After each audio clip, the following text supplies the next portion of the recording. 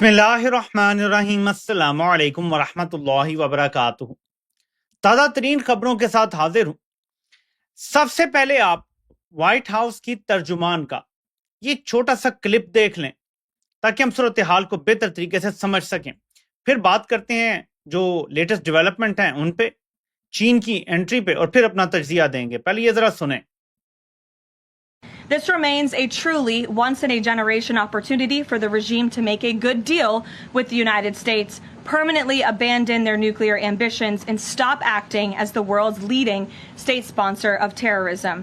If the Iranians reject this golden opportunity, the greatest military in the history of the world continues to stand by to provide President Trump with every option available to ensure this regime continues to pay a grave price. One way or another, Iran will no longer have the credible ability to threaten the United States or our allies, which is, of course, the overall objective and mission the president set out when he launched Operation Epic Fury. सब ये कह रहे हैं कि ये Iran के पास आखिरी मौका है। मैं मगरिब की बात कर रहा हूं। अमेरिका भी यही दावे कर रहा है कि ये आपके पास once in a generation golden opportunity है कि हमारी सारी बातें मान लो, हमारे सामने सरेंडर कर दो, हमारी गुलामी कबूल कर लो, तो फिर तुम्हें कुछ ना कुछ दे दिया जाएगा। पाकिस्तान को चीन की तरफ से दावत आती है। चीन के वज़ीर खारजा ने पाकिस्तानी वज़ीर खारजा को दावत दे दी है कि आप आएं। चीन की तरफ से एक बयान आता है, वो मैं आपको अभी पढ़ के सुनाता हूं ताकि हम बेहतर तरीके से सूरत हाल को समझ सकें। ये चीनी वजारत खारजा की स्पोक्स वुमन है। ये क्या कह रही हैं? मॉर्निंग लिखती हैं कि China कमेंड्स and supports Pakistan mediation effort for D escalation and stands ready to enhance communication and coordination with Pakistan and others to jointly work for a cease fire and piece in the reason. हम पाकिस्तान की कोशिशों की तारीफ करते हैं, उनको सराहते हैं और उनकी सपोर्ट करते हैं, और हम मिल के सारे ममालिक जो हैं वो कम्युनिकेशन को इन्हांस करेंगे, यानी राब्तों को बढ़ाएंगे, कोऑर्डिनेट करेंगे पाकिस्तान के साथ, ताकि हम सारे मिल के सीज फायर की तरफ जा सकें और खित्ते में अमन ला सकें। मैं फिर आपको एक और चीज दिखाता हूं कि फिर ताकि हमारे लिए तज्जिया करना आसान हो, जब हम सारे डॉट्स कनेक्ट कर लेंगे। ट्रंप के इरादे क्या हैं? ट्रंप कहता है कि जो खर्चा इस जंग में हुआ है और हो रहा है वो मैं अरब ममालिक से वसूल करूंगा। ये बड़ी पार्लिमानी जुबान में अल जजीरा ने रिपोर्ट किया है कि व्हाइट हाउस से Trump open to asking Arab countries to help पे फॉर वॉर। तो क्योंकि उसके अपने मुल्क में ये जंग मकबूल नहीं है तो वो इस तरह की कहानियां डालता है कि कोई नहीं, अरब ममालिक पैसा दे देंगे, आप फिक्र ना करें, टैक्स पेयर का पैसा मैं ज़ाया नहीं करूंगा।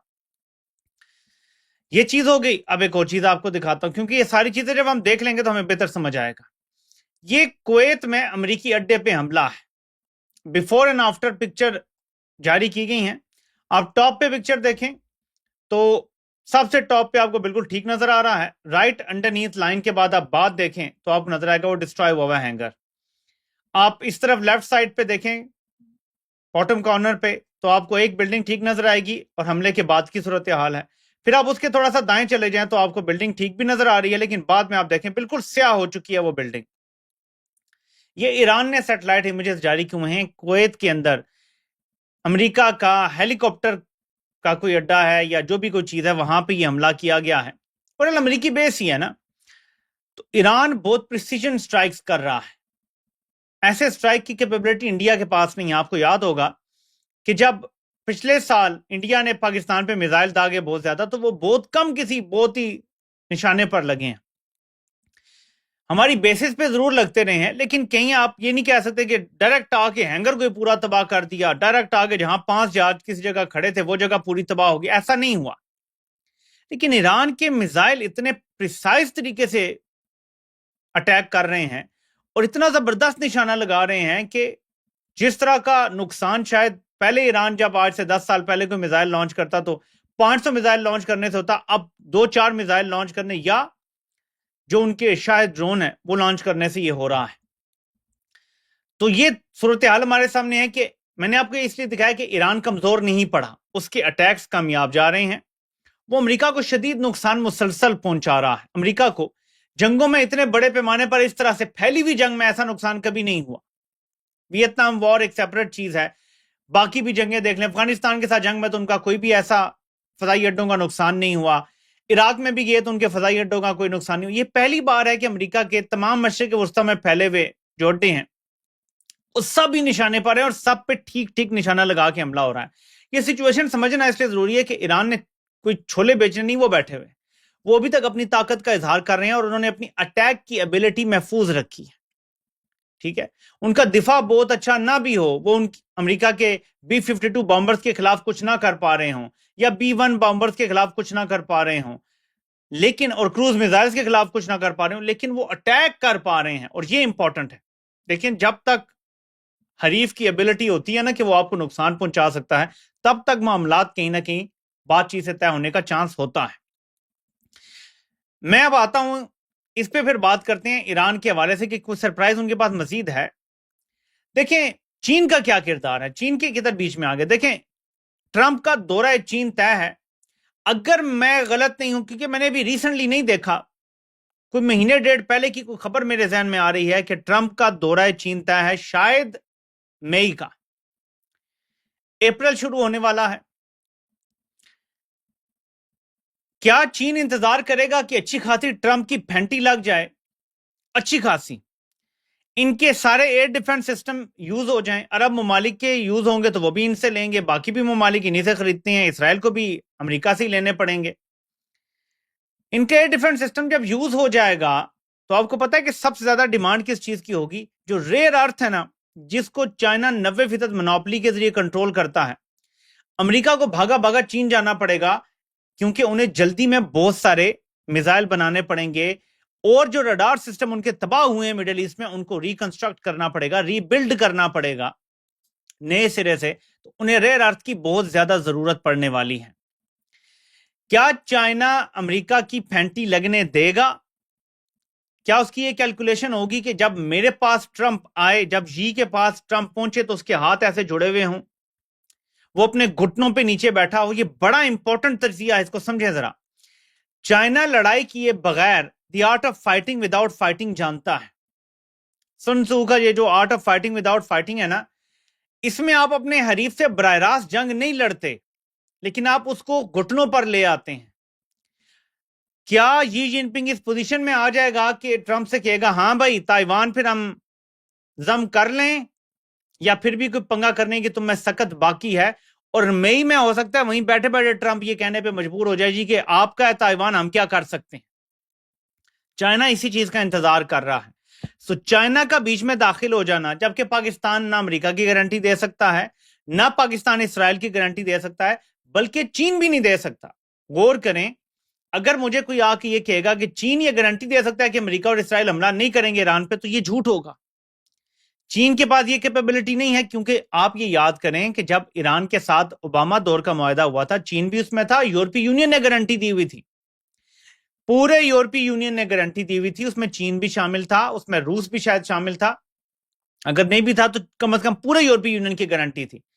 ट्रंप ने यक जुम्बिश कलम से वो मुआहदा उठा के परे फेंका और ईरान पे पाबंदियां लगा दी थी।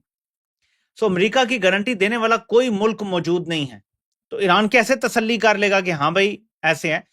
दैट मीन्स के कुछ कंक्रीट ग्राउंड पे स्टेप्स उठाने पड़ेंगे अमेरिका को गारंटी देने के लिए। फॉर एग्जांपल, हम अपनी बहरीन से जो बेस है वो खत्म कर रहे हैं और कुवैत से, बड़े ममालिक में रखें, लेकिन जो बहरीन और कुवैत की बेसिस ज्यादा तकलीफ पहुंचा रही है ईरान को, जो वहां से हमले बहुत ज्यादा हो रहे हैं, वहां से हम अपनी बेस उठा लेते हैं, थोड़ा सा हम पीछे हट जाते हैं और ईरान हमारी दो बातें मान ले, फिर होगी बातचीत। और इसकी गारंटी चीन दे सकता है कि हम इसको मॉनिटर करेंगे, ये जब हो जाएगा तो उसके साथ ऐसे काम जो होंगे उसमें बातचीत फिर हो सकती है। तो चीन अगर बीच में आता है तो वो एज अ गारंटर आएगा।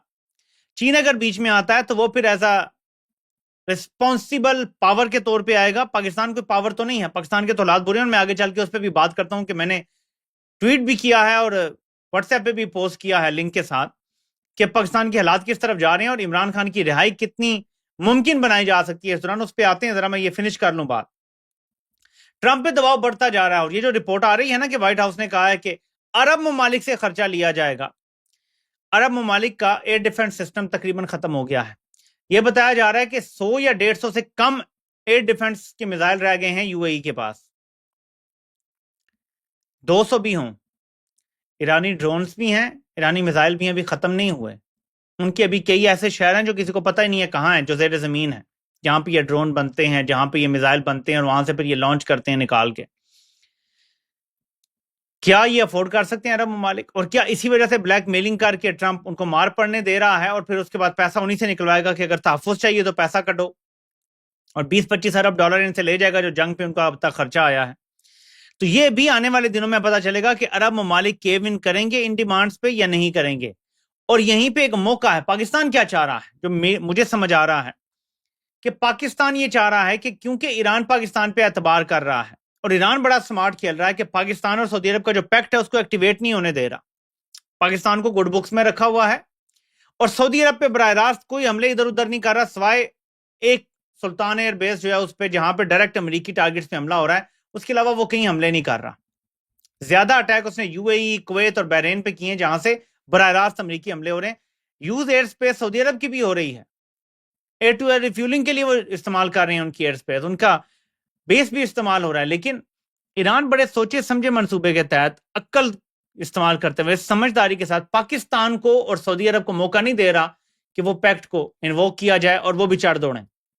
تو یہ ایک سمجھداری کا کام ہے، لیکن پاکستان اس کا استعمال کرنا چاہ رہا ہے کہ جو پیکٹ ہے سعودی عرب کے ساتھ، ایران کیونکہ ہمارے ساتھ اچھا بیہیو کر رہا ہے، اچھا بنا ہوا ہے یا اچھا ہے جیسے بھی کہہ لیں، تو کیوں نہ ہم اسٹریٹ آف ہارمز کے یہ جو مسائل بنے ہوئے ہیں اس پہ ہم اپنا جھنڈا لگا کے اور پوری دنیا کے ساتھ ایک ڈیل کر لیں جس میں چین بھی شامل ہو، جس میں اور ممالک بھی شامل ہو، کہ چین کو تو وہ جانے دے رہے ہیں، لیکن اس خطے کے کئی ایسے ممالک ہیں جو ایسی ڈیل ہو جائے کہ پاکستان جو ہے نا وہ بن جائے ایز اے گو ٹو، جیسے برج نہیں ہوتا، پاکستان برج بن جائے۔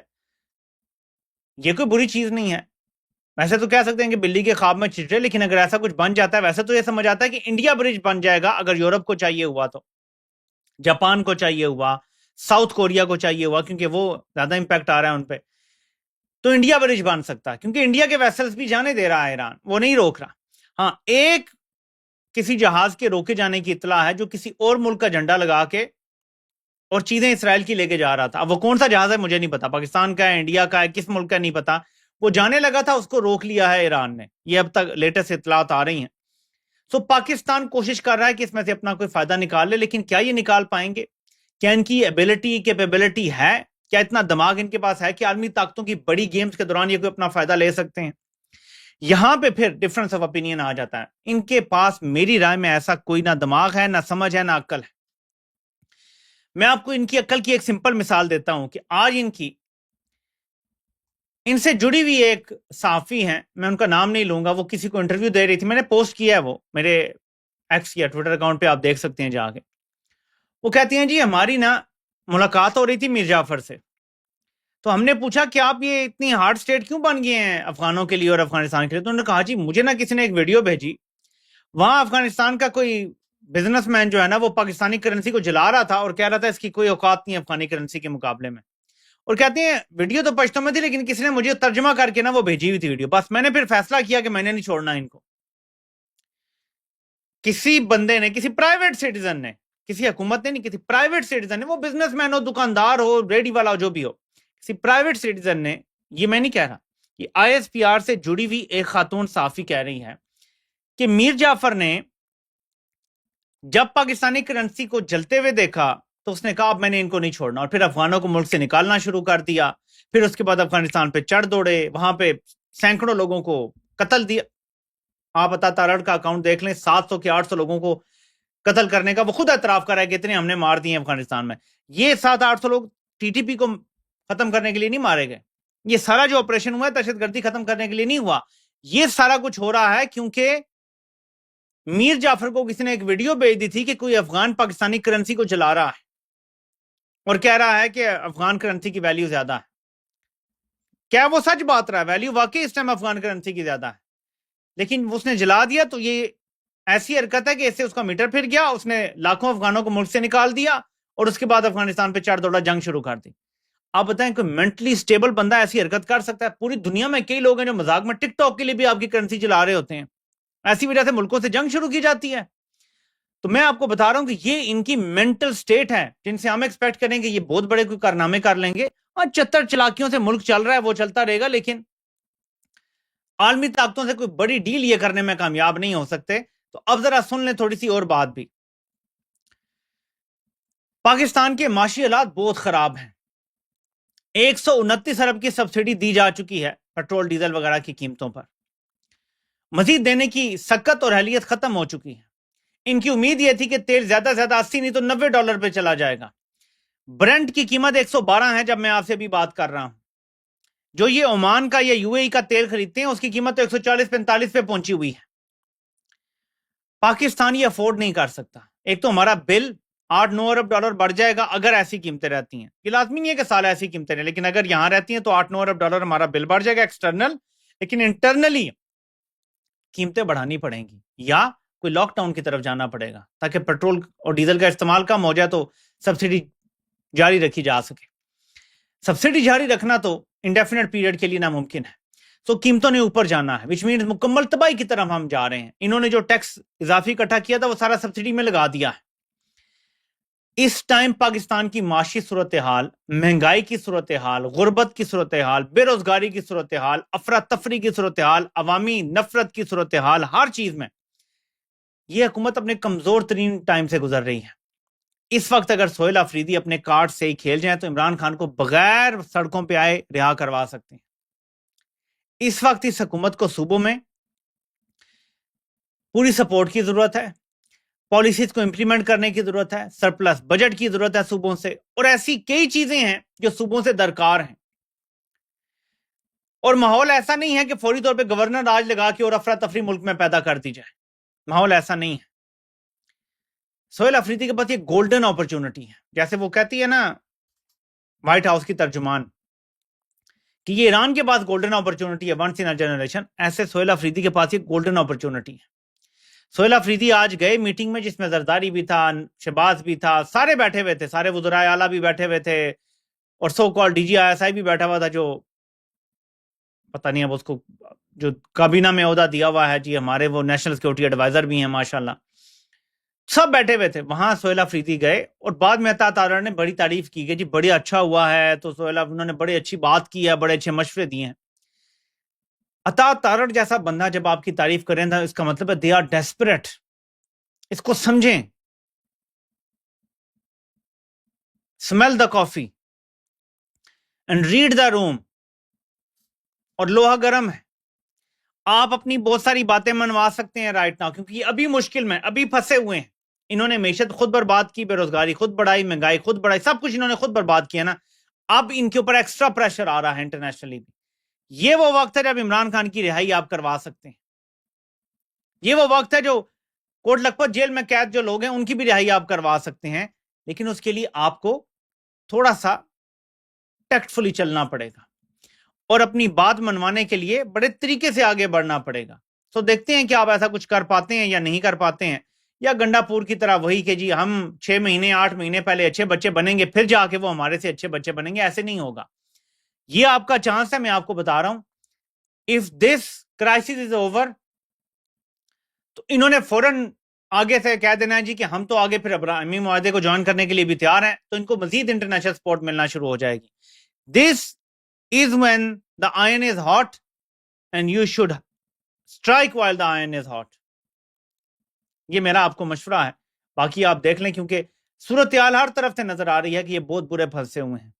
پاکستان افورڈ نہیں کر سکتا جو صورتحال بن چکی ہے اس ٹائم تیل اور گیس کی عالمی منڈی میں۔ وہ لوڈ شیڈنگ آنے والی ہے کہ آپ لوگوں کی چیخیں نکلیں گی، آپ تصور نہیں کریں۔ گرمی میں آپ کے پاس چولہا جلانے کے لیے گیس نہیں ہوگی، گرمی میں، اور آپ کے پاس پنکھے چلانے کے لیے اور اے سی چلانے کے لیے بجلی نہیں ہوگی۔ جنہوں نے تو سولر لگوا لیے وہ گزارا کر لیں گے، لیکن اس کے علاوہ باقی لوگوں کی صرف چیخیں نکلیں گی۔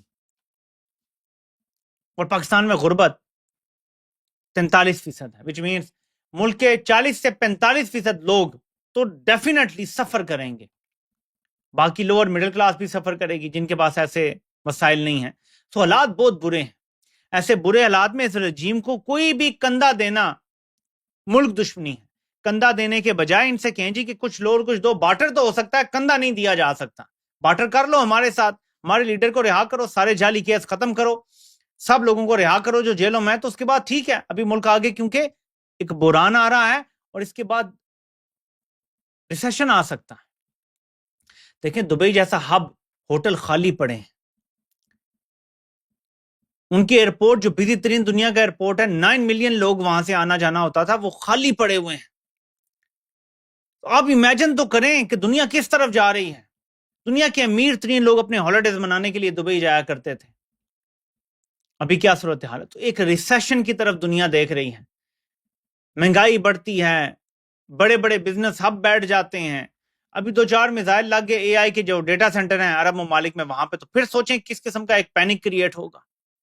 تو پاکستان مشکل دور سے گزر رہا ہے، آگے مزید مشکل آنا ہے. تو یہ وقت ہے کہ آپ ان سے کہیں جی کہ لانگ ٹرم آپ کو ہماری مدد کی ضرورت پڑے گی، لیکن یہ مدد ون سائیڈڈ نہیں ہو سکتی. اب آپ کو بھی انسان کا بچہ بننا پڑے گا، اور یہ سارے جو جعلی کیسز ہیں یہ آپ کو ختم کرنے پڑیں گے. یہ میں آپ کو مشورہ دے رہا ہوں، باقی آپ کی مرضی ہے.